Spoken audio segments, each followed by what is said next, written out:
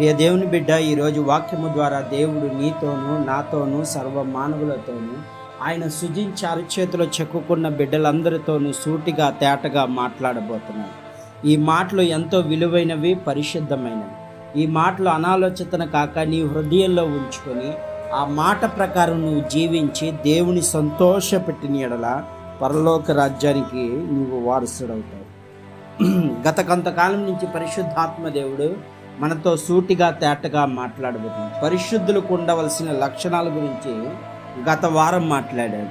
ఈరోజున పరిశుద్ధాత్మ దేవుడు మనతో మాట్లాడుతుంది ఏమంటే, దేవుని పిల్లలైన వారు, పరిశుద్ధులుగా జీవిస్తున్న వారు ఏ విధంగా శోధనలను జయించగలుగుతారు, ఆ శోధనను తృణీకరించకుండా వాటి మీద జయాన్ని ఎలా పొందుకుంటారో ఈరోజు పరిశుద్ధాత్మ దేవుడు కొన్ని విషయాల ద్వారా మనకు నేర్పబోతున్నాడు. లూకాసు వార్త 22వ అధ్యాయం నుంచి అక్కడ యేసు ప్రభు వారు అక్కడ కొన్ని విషయాలు మనకు నేర్పబోతున్నారు. తర్వాత ఆయన బయలుదేరి తన వాడుక చొప్పున ఒలివ కొండకు వెళ్ళగా శిష్యులు ఆయన వెంట వెళ్ళిరి.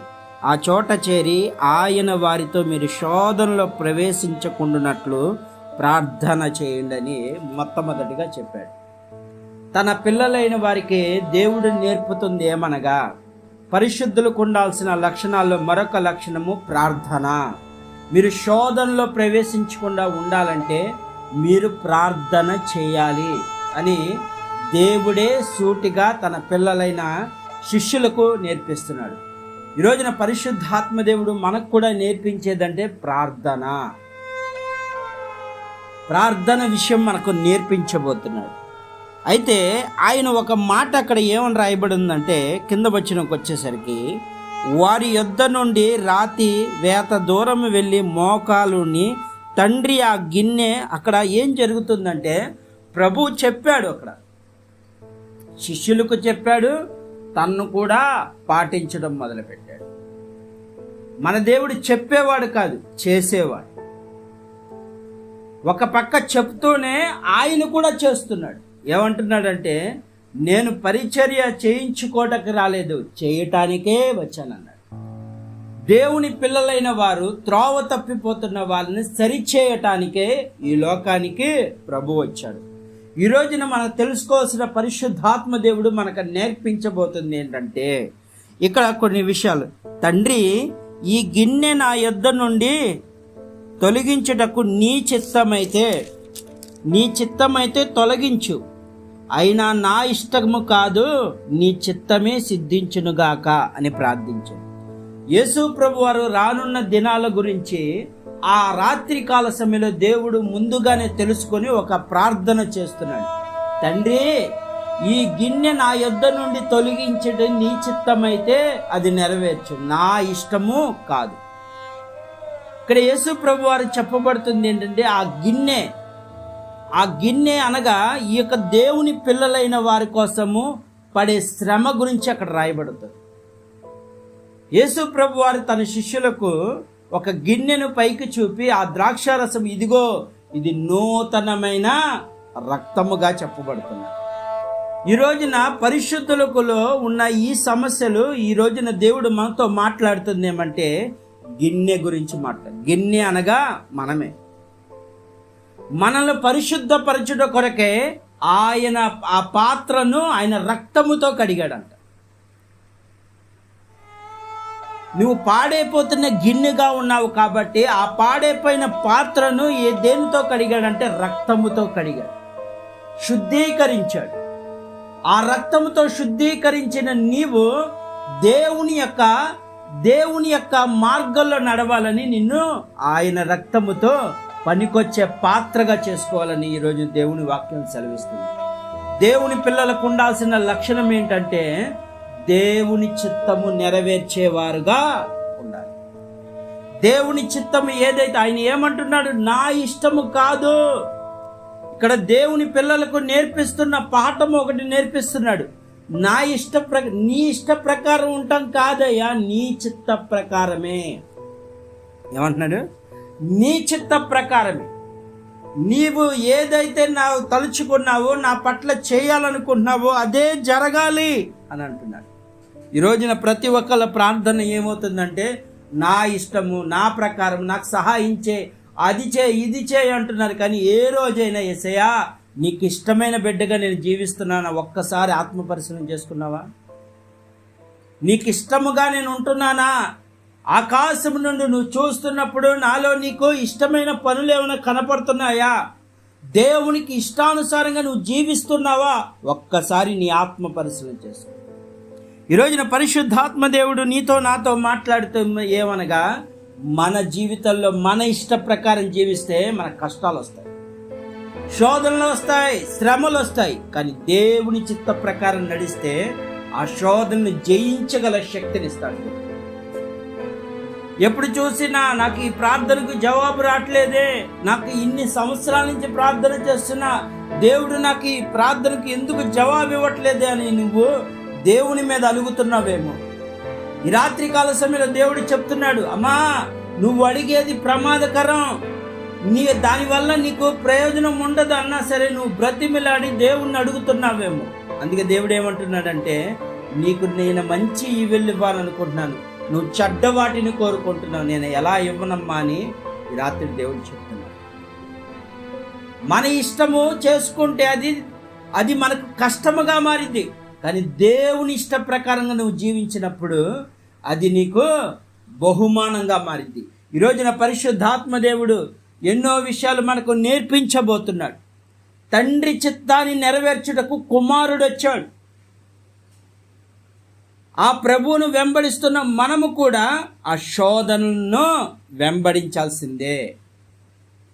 అయ్యా నేను ఇంత పరిశుద్ధంగా ఉన్నాను, నేను యథార్థంగా ఉన్నాను, నాకేంటి శోధన? ఎస్, నీవు తండ్రి పోలికలో ఉన్నావు కాబట్టి నీకు ఖచ్చితంగా శోధన జయించాల్సింది. నీకు వస్తాయి శోధనలు, అయినా నీకు ఒక ఆయుధం ఇచ్చాడు. ఏమంటున్నాడు? నువ్వు శోధనలో ప్రవేశింపకుండానట్లు ప్రార్థన చేయి.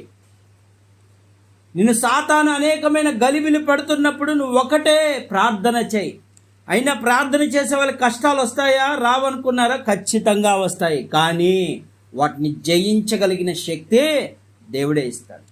ఇక్కడ యేసు ప్రభు వారు చేస్తున్న ప్రార్థన ఏమంటే, అయ్యా నీ చిత్తమైతేనే ఇది జరగాలి, నా ఇష్ట ప్రకారం జరగకూడదు. అంటే తండ్రికి కుమారుడు లోబడుతున్నాడు. నీ కోసం ఈ లోకంలో ప్రాణ త్యాగం చేయటానికైనా నేను సిద్ధమే అని ప్రభు అక్కడ తన తండ్రితో, అనగా పరలోక తండ్రితో ఆయనతో ప్రార్థన చేస్తున్నాడు. అంటే ఏం నేర్పుతున్నాడంటే, తన పిల్లలు కూడా ఇదే విధంగా ఉండాలి. అయ్యా నీ కోసము నేను ఎంతటి వాటికైనా, నువ్వు ఆకాశం నుండి నువ్వు చూస్తున్నప్పుడు స్టెఫన్ అంటూ ఉంటాడు, ఇదిగో తండ్రి వీరేమి చేయుచున్నారో వీరెరుగరు, వీరిని క్షమించి నా ఆత్మను నీ చేతికి తీసుకో అంటున్నాడు. అంటే దేవుని సంతోషపెట్టేగా ఉన్నాడు స్టెఫను. 12 మంది శిష్యులు ఒకప్పుడు త్రోవ తప్పిపోయినప్పుడు యేసు ప్రభు వారు మరణమయ్యి వారి జీవాన్ని మార్గాన్ని నేర్పించినప్పుడు వాళ్ళు కూడా ఇదే మాట అంటున్నారు, నా తండ్రినే సిలువ వేశారు, నన్ను నిలువుగా కాక నన్ను అడ్డముగా వేయమంటున్నారు.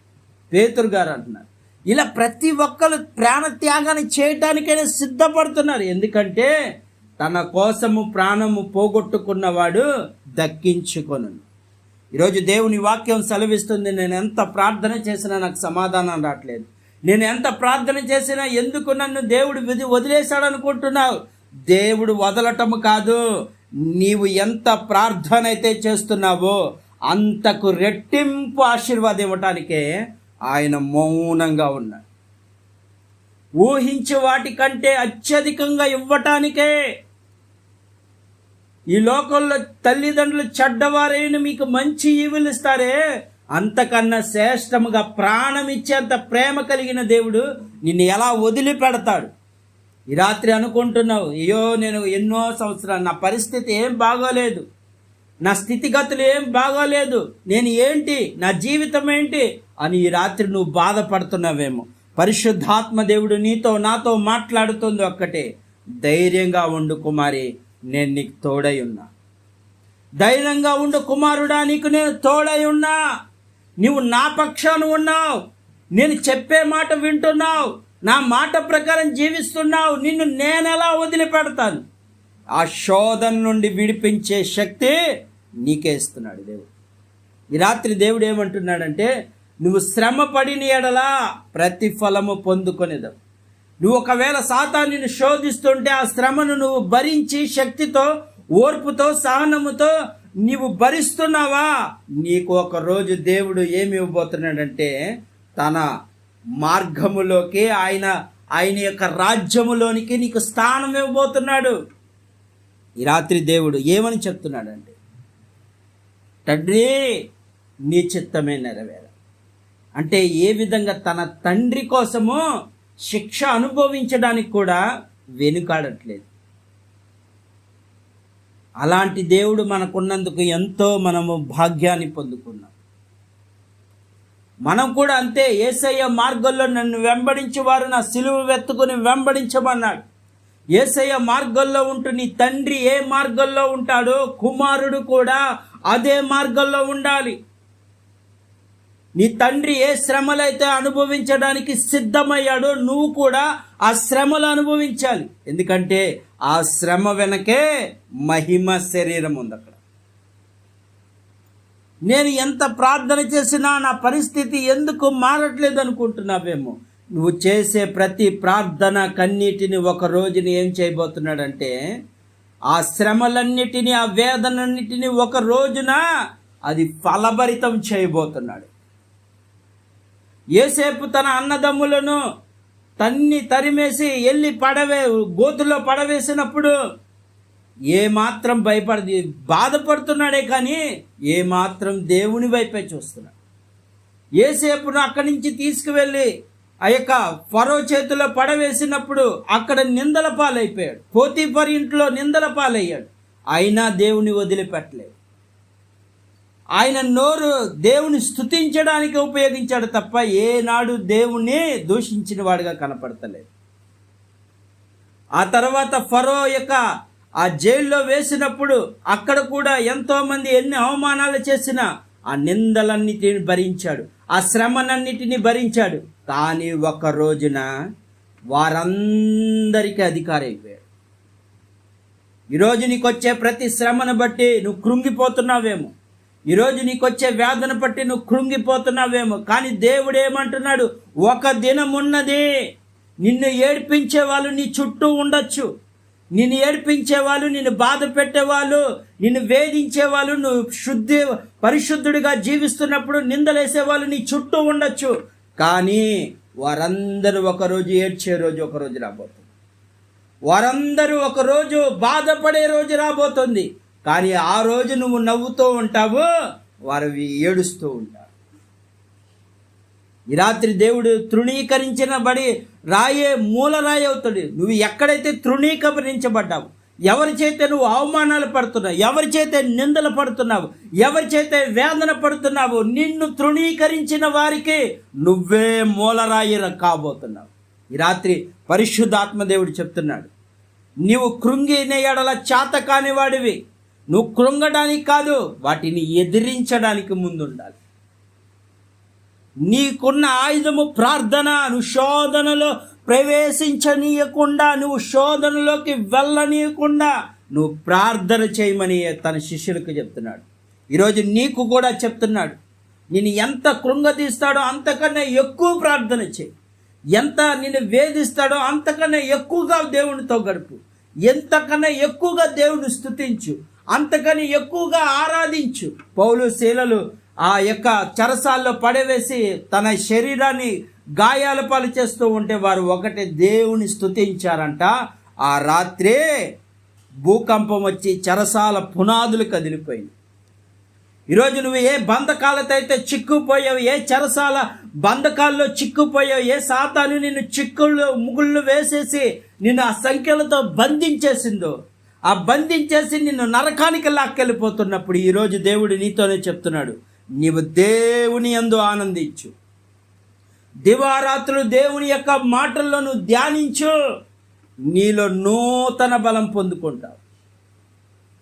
ఈ రాత్రి దేవుడు మనతో మాట్లాడుతుంది ఏమనగా, ఇదిగో తండ్రి చిత్తాన్ని నెరవేర్చేవాడిగా ఉండాలి. దేవుడు ఆకాశం నుండి చూసినప్పుడు సాతానికి సవాలు విసురుతూ, ఇదిగో నా కుమారుడు ఈ విధంగా జీవిస్తున్నాడు అని యోబు వలె సాక్షి బిడ్డగా ఉండాలి నీవు. ఈరోజు దేవుడు చెప్తున్న మాట ఒకటే, నీవు పరిశుద్ధుడుగా ఉన్నప్పుడు శోధనలు కూడా జయించగలవు. పరిశుద్ధుడికి ఉండాల్సిన లక్షణాల్లో మరొక లక్షణము ఓర్పు, సహనం. సాతాను సమూహములు నిన్ను వెంటాడుతున్నా, అప్పుల వాళ్ళు నిన్ను వెంటాడుతున్నా, నిన్ను వేధిస్తున్నా, నిన్ను బాధిస్తున్నా, నువ్వు భయపడాల్సిన అవసరం లేదు. నీకున్న ఆయుధము ప్రార్థనే. ఆవగింజంత విశ్వాసం ఉంటే చాలు. ఖచ్చితంగా ఆ కొండ లాంటి సమస్య సముద్రంలో పడవేయబడుతుందన్నాడు. ఆయన మాట ఇస్తే తప్పే దేవుడు కాదు. ఈ రాత్రి పరిశుద్ధాత్మ దేవుడు నీతో నాతో మాట్లాడుతుంది. ఆయన తన తండ్రి చిత్తాన్ని నెరవేర్చావు. మరి నువ్వు కూడా యేసయ్యను వెంబడిస్తున్న నువ్వు తండ్రి చిత్తాన్ని నెరవేర్చాలి. ఎన్నో అవమానాలు, నిందలు భరించాలి. ఈ రోజున ఎక్కడ చూసినా దేవుని పిల్లలమైన వారి మీద టార్గెట్ చేస్తూనే ఉన్నారు. యూట్యూబ్లోనూ ఎక్కడ చూసినా దేవుణ్ణి అవమానిస్తూనే ఉన్నారు. కారణం ఏంటంటే వాళ్ళకు మన చెయ్యి ఇవ్వటము ద్వారా, వాళ్ళకు మన చెయ్యి ఇస్తున్నాము కనుకనే వారు మనతో అలా మాట్లాడుతున్నారు. ఈరోజున సంఘాల్లో యథార్థమైన బోధన లేక నవ్వులు కలిగిన మాటలు చెప్పి ఒక్కసారి దేవుడు ఆయన పడుతున్న శ్రమను ఒక్కసారి చూడు. ఆ రాత్రి కాల సమయంలో దేవుడు ఎంత వేదన పడుతున్నాడు. తన పిల్లలు నరకల్లో వెళ్ళకూడదని ఎంతో ఆ ఆత్మలు రక్షించాలని ఆ శరీరం అంతా గాయాలు తింటూ అవమానాలు పడుతూ తన పిల్లల కోసం ఎంత శ్రమ పడుతున్నాడు. కానీ సేవకుడుగా ఉంటున్న నీవు నీ పిల్లలను పాడు చేసేవారిగా ఉంటున్నావు.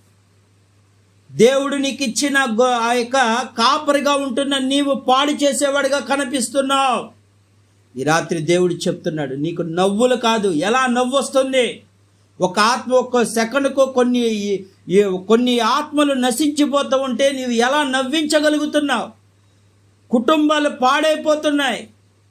ఈరోజున ఎక్కడ చూసినా యూట్యూబ్లో వాక్యం చెప్పేవాళ్ళు నవ్వులు ఎక్కువైపోయి, దేవుడు అక్కడ బాధపడుతుంటే మీకు నవ్వులు ఎలా వస్తున్నాయి? అపహాస్యులు కూర్చుండ చోట కూర్చుండొద్దని దేవుడు చెప్తున్నా. ఆ మాట మీరు వింటున్నా కూడా ఎందుకు మారట్లేదు? సేవకుడు అని నీ వెంట తిరుగుతున్న వాళ్ళందరికీ ఎందుకు తప్పుడు బోధలు బోధిస్తున్నావు? ఈ రాత్రి దేవుడు చెప్తున్నాడు, నీకు నవ్వులు కాదు, ఆయన పడే వేదన చూడు. గద్దెంపు కలిగిన మాట ప్రతి ఒక్కరిని సరిచేస్తుందని వాక్యం సెలవిస్తుంది. ప్రతి ఒక్క యొక్క అద్దములో మన ముఖము చూసుకున్నప్పుడు మన ముఖ కలికల్లో ఏమైనా పొరపాట్లుంటే సరి చేసుకుంటే, అలాగే దేవుని వాక్యం అనే అద్దము వాళ్ళకి కనిపించాలి. వాళ్ళు చేసిన తప్పులు వాళ్ళకి కనిపించాలి. అప్పుడే వారు సరవుతారు. అప్పుడే వాళ్ళ మార్గము సరళమవుతుంది. ఈ రాత్రి పరిశుద్ధాత్మ దేవుడు చెప్తున్నాడు, నువ్వు నవ్వులు పాలైపోతున్నావు కదా. ఈరోజు అన్యజనుల్లో నన్ను అవమానం చేసేది నువ్వేగా అంటున్నాడు దేవుడు. అన్యజనులు అవమానకరంగా అవటానికి కారణం ఎవరు? మనమే. మన దేవుణ్ణి అవమానపరిచేవారుగా మనం మాట్లాడుతున్నాం కనుక ఈ రోజున ప్రతి ఒక్క సహోదరులు ఈ విధంగా మన మీద పోరాటం చేస్తున్నారు. ఈ రాత్రి దేవుడు నీతో నాతో మాట్లాడుతున్నాడు. నవ్వులు కాదు మనకు కావలసింది, దేవుని యథార్థత మాటలు. కష్టాల్లో ఉన్నవారికి, ఇబ్బందుల్లో ఉన్నవారికి అది దేవుని యొక్క బలమైన మాటలు కావాలి. రానున్న దినాలు దుర్దినాలు.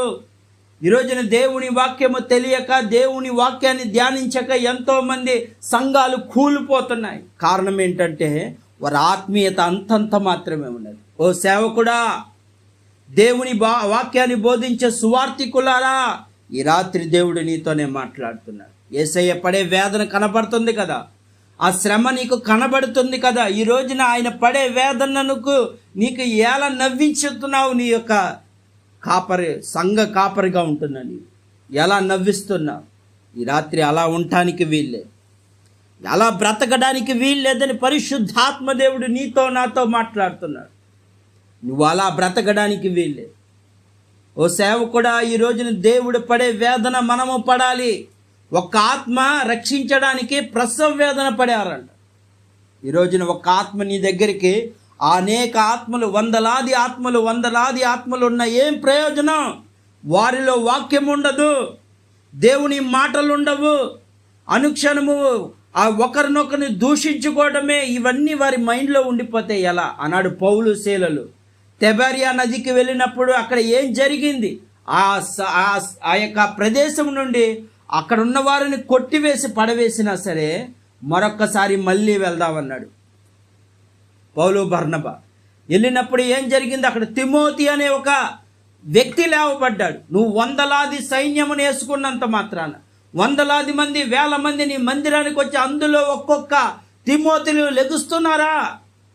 అలాంటి వాక్యం నువ్వు చెప్పగలుగుతున్నావా? దేవునితో నువ్వు పెనుగులాడేయా, నీ బిడ్డలకు కావాల్సిన ఆత్మీయ ఆహారం ఇవ్వయ్యా అని నువ్వు ఉపవాసం ఉంటున్నావా? ఈరోజు దేవుడు నీతోనే మాట్లాడుతున్నాడు. అలాంటి స్థితిలో ఉన్నారు ఈ రోజున. వాక్యం చెప్పాలంటే అనేక విధాలుగా ఉన్నారు పరిస్థితి. నవ్వులు, కొన్ని వందల వేల రూపాయలు ఖర్చు పెట్టి నవ్వులు పండించే వాళ్ళు ఎక్కువైపోయారు. నువ్వు నవ్విస్తూ ఒకరోజు నువ్వు నవ్వుల పాలైపోతావు. నవ్విస్తూ ఒక రోజున సేవకులందరూ నవ్వులు పాలైపోతారు. ఇక నుండైనా మారండి. పరిశుద్ధాత్మ దేవుడు ఆయన పడుతున్న వేదన ఒక్కసారి చూడండి. ఆత్మల కోసం వేదన పడుతున్నాడు. ఆ భూమికి ఆకాశాన్ని మధ్యన వేలాడుతూ ఆ ఆత్మదాహాన్ని తీర్చేవాడిగా నీవున్నావు. ఈ రాత్రి దేవుడు నీతోనే మాట్లాడుతున్నాడు. నీతో నాతో మాట్లాడు. ఆత్మల దాహాన్ని తీర్చేవాడివి నీవే. దేవుని ఆత్మదాహాన్ని తీర్చే సేవకుడుగా నిన్ను నిలబెట్టుకున్నాడు. నీ పైన ఒక నమ్మకాన్ని కలిగి ఉన్నాడు. ఆ నమ్మకాన్ని వమ్ము చేస్తున్నావా? ఈ రాత్రి దేవుడు నీతోనే మాట్లాడుతున్నాడు, నాతో మాట్లాడుతున్నాడు. సేవకుడా, దేవుని వైపు చూడు, ఆయన పడే వేదన వైపు చూడు.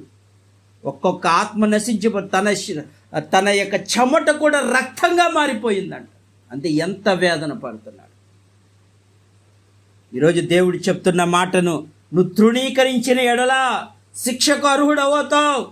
దేవుడు నిన్ను కోరుకొని అభిషేకించిన వారు మీరు ఏ విధంగా దేవుని మాటలు బోధిస్తున్నారు, ఏ విధంగా నీ గొర్రెలను పోషిస్తున్నారు?